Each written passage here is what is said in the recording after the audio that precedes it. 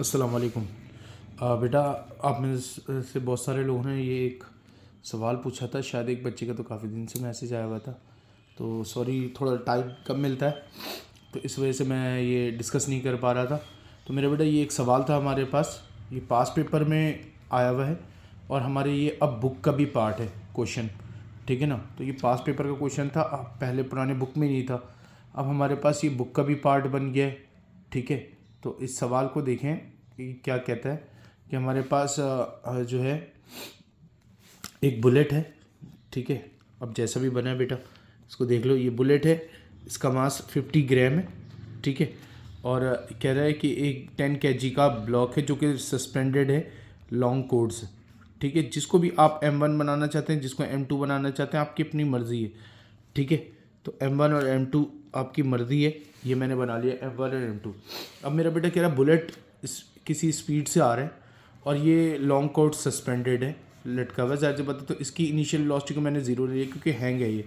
और ये बुलेट किसी भी वेलोसिटी से आ रहा है, इसी की वेलोसिटी हमसे पूछी गई है कि बताइए इनिशियल वेलोसिटी कितनी हुई। अब कहता है कि ये बुलेट जब आके हिट करता है इससे, ज़ाहिर सी बात है ये इसके अंदर स्ट्रक कर गया एंड देन ये मूव कर गया मेरा बेटा ऊपर। और जब ये ऊपर मूव करता है तो इसका मतलब ये है कि जब swing so that it can swing as a pendulum. तो इसका मतलब मैं मैक्सिमम उसकी बताई हुई कि ग्रेविटी कितनी राइज होगी 10, या आप सेंटर ऑफ ग्रेविटी कितनी राइज होगी 10 सेंटीमीटर। तो सेंटीमीटर को मीटर में तो कन्वर्ट कर लें। याद रखिए, जब भी प्रोसेस ये वाला होगा तो ये मीन पोजीशन होता है पेंडुलम में और ये एक्सट्रीम पोजीशन होता है। तो याद रखिए, यहाँ पर वेलोसिटी मैक्सिमम होती है, तो जहाँ वेलोसिटी मैक्सिमम वहाँ काइनेटिक एनर्जी मैक्सिमम।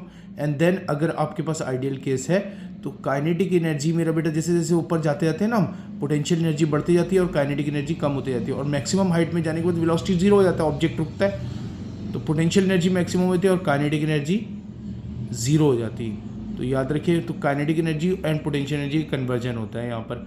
तो काइनेटिक एनर्जी जब ये हिट करेगा तो काइनेटिक एनर्जी कन्वर्ट हो जाएगी पोटेंशियल एनर्जी में। ओके, तो ये सारी बातें मैंने यहाँ लिख दी।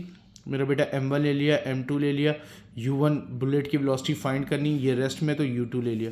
अब जब दोनों एक साथ स्ट्रक कर जाएंगे तो दोनों की फाइनल वेलोसिटी क्या होगी, सेम होगी। तो मेरा बेटा ये ऊपर जाते वक्त V1 और V2 दोनों इक्वल टू V है, ठीक है। एंड देन हमने हाइट को भी कन्वर्ट कर लिया और यहाँ पर बता दिया काइनेटिक एनर्जी किस में कन्वर्ट होगी, पोटेंशियल एनर्जी में।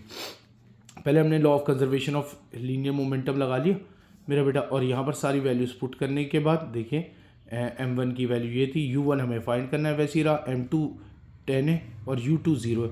यहाँ से मल्टीप्लाई किया, इसी तरह M1 को V1 को M1 0.05, V1 V, M2 10, V2 भी V, दोनों की वेलोसिटी फाइनल क्या थी, सेम थी, इसीलिए V लेना पड़ा दोनों को, ठीक है। तो V ले लिया मेरा बेटा। अब इन दोनों को ऐड किया, उसके बाद इसको डिवाइड किया, ये तो हमारे पास आ गया 201।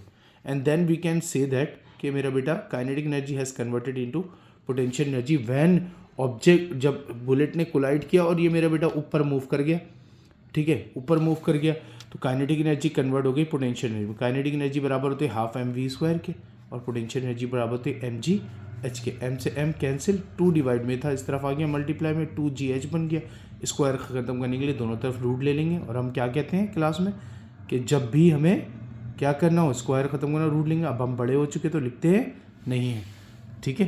तो हमारे पास 2g की वैल्यू 9.8, h हमने 0.1 निकाला था मेरा बेटा। वेलोसिटी आ गई फाइनल, और फाइनल वेलोसिटी आ गई तो इक्वेशन नंबर 1 में पुट कर दिया v, तो U1 आ जाएगा 201 मल्टीप्लाई बाई v कर दिया मेरा बेटा, तो ये वेलोसिटी आ गई। And you can get the initial velocity of the bullet. Thank you.